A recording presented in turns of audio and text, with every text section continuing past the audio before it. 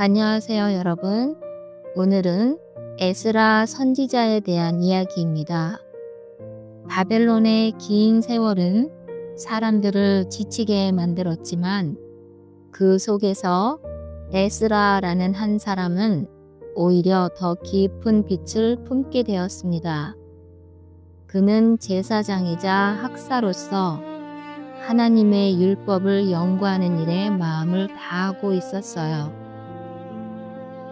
에스라는 고향 예루살렘의 무너진 소식을 들을 때마다 가슴이 저려왔습니다. 에스라 7장 10절. 그는 여호와의 율법을 연구하여 준행하며 규례와 율례를 가르치기로 결심했더라 라는 말처럼 흔들림 없는 결심을 품었어요. 그 결심은 단순한 감정이 아니라 하나님이 주신 소명이었고, 그는 이 부르심 앞에 조용히 무릎을 꿇고 있었습니다. 하나님, 제가 필요한 사람이라면 저를 보내소서 라고 말씀드렸어요. 그렇게 에스라의 가슴 속에는 뜨거운 불씨 하나가 자리 잡기 시작했습니다. 그 불씨는 바벨론의 화려함 속에서도 꺼지지 않았고, 하나님은 조용히 이 사람을 준비하시며 역사를 움직이고 계셨습니다. 에스라는 결국 왕 앞에 서기로 결심했습니다. 왕 앞에 선다는 건 목숨을 걸어야 하는 일이었지만 그는 하나님을 더 의지했어요. 그는 떨리는 목소리로 귀환을 요청했고 왕은 그의 말을 기뻐하며 허락했답니다.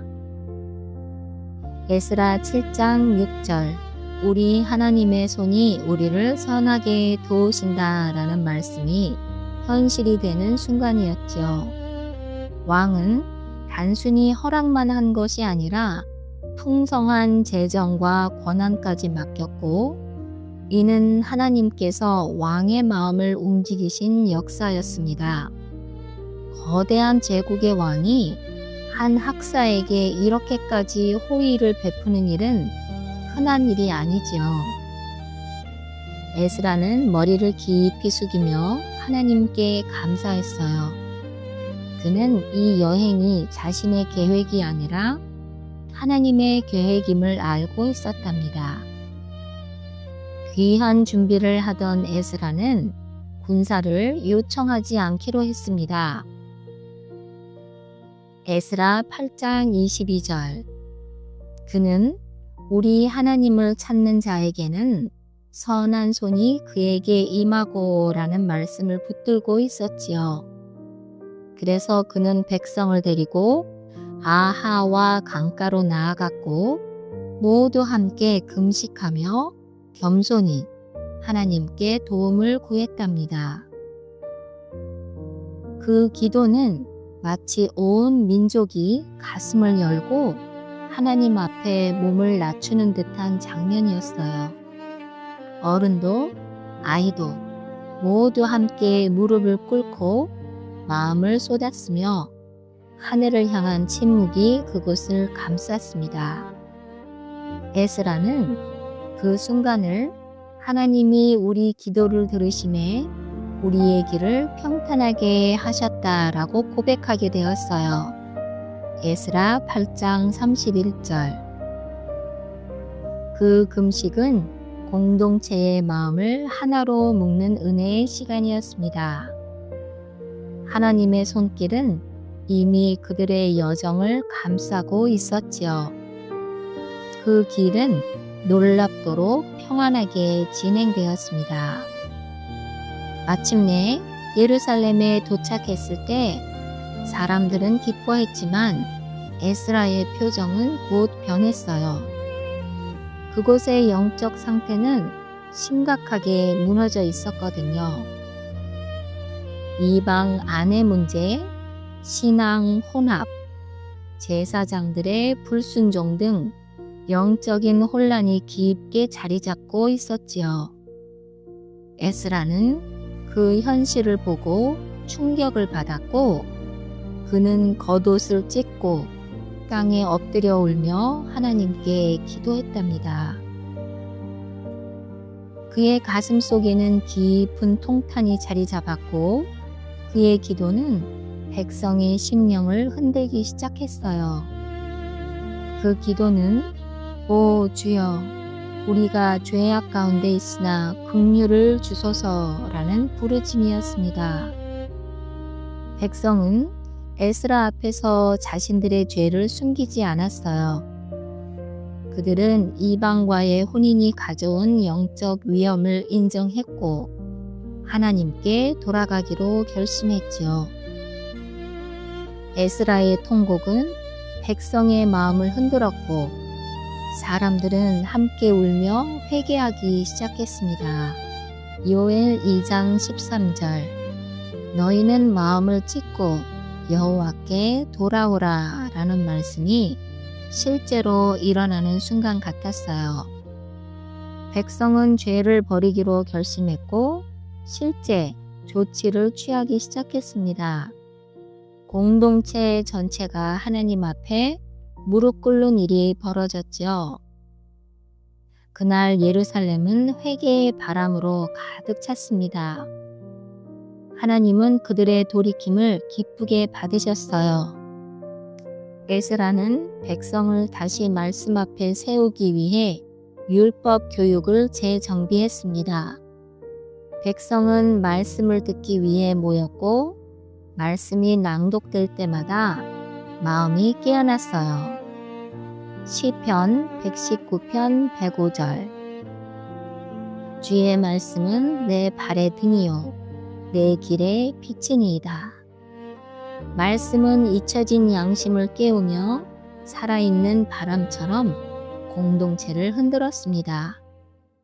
백성은 말씀이 회복되자 절기들도 다시 회복시켰습니다. 오랫동안 잊혀졌던 절기들이 다시 살아났고 절기는 하나님을 기억하게 하는 축제가 되었지요. 백성은 기쁨의 찬양을 부르며 하나님께 예배드렸습니다. 도시 전체가 밝아졌고 예배는 그들의 삶이 되었어요. 느헤미야 8장 10절 여호와를 기뻐하는 것이 너희의 힘이니라 라는 진리가 그들 마음에 스며들었지요. 절기는 회복의 증거였습니다. 사람들은 절기마다 하나님의 은혜를 다시 떠올렸고 감사가 넘쳤어요. 백성은 결국 하나님 앞에서 새로운 언약을 세우기로 결심했습니다. 그 결심은 강요가 아닌 자발적인 고백이었습니다. 그들은 하나님께 마음을 드렸고 작은 영역까지도 새롭게 하기로 했어요. 사람들은 그 언약을 통해 다시 정체성을 되찾았습니다. 그 결심은 부흥의 열매가 되었고 예루살렘은 새로워지고 있었답니다. 하나님은 그들의 헌신을 기쁘게 받으셨습니다. 에스라는 자신을 드러내지 않는 지도자였어요. 그의 지도력은 권위나 소리에서 나오는 것이 아니었죠. 그의 힘은 말씀 앞에서 겸손히 무릎 꿇는 자세에서 나왔습니다. 그는 연구했고 행했고 가르쳤고 그 단순한 순종이 공동체를 변화시켰어요. 하나님은 늘 그런 사람을 사용하셨습니다. 조용한 사람, 그러나 진실한 사람, 말씀 앞에서 두려워하는 사람을 세우셨지요. 에스라는 그런 사람이었습니다. 그는 하나님께 자신을 드렸고 하나님은 그를 통해 민족을 다시 일으키셨습니다. 부흥은 지도자 한 사람의 헌신에서 시작되기도 했습니다. 에스라는 하나님이 찾으시는 바로 그 사람이었답니다. 에스라 시대의 부흥은 단순한 감정 폭발이 아니었어요. 그것은 삶의 방향을 완전히 바꾸는 실제적인 회복이었죠. 백성은 죄를 버리고 하나님께 돌아가는 결단을 내렸고, 그 결단은 가정과 공동체에 실질적인 변화를 가져왔습니다. 하나님은 그들의 결심을 기쁘게 받으셨고, 잿더미 같은 심령도 다시 살아났습니다. 부흥은 눈물에서 시작되지만 말씀으로 완성되고 순종으로 열매를 맺습니다. 하나님은 회개하는 사람을 외면하지 않으시는 분이시죠. 그분은 오늘도 우리 삶의 무너진 곳을 회복하기 원하십니다. 우리의 작은 결단도 하나님 손에 들리면 큰 일을 만듭니다. 부흥의 길은 언제나 열려 있으며 하나님은 오늘도 우리를 부르고 계세요. 함께 기도하겠습니다. 하나님 아버지, 에스라에게 주신 은혜가 오늘 우리의 마음에도 임하게 하옵소서. 우리의 무너진 부분을 말씀으로 회복시키시고 순종의 길로 이끌어 주옵소서. 우리의 작은 결단이 성령의 부흥으로 이어지게 하시고 우리의 눈물이 회복의 시작이 되게 하옵소서. 예수님의 이름으로 기도드립니다. 아멘.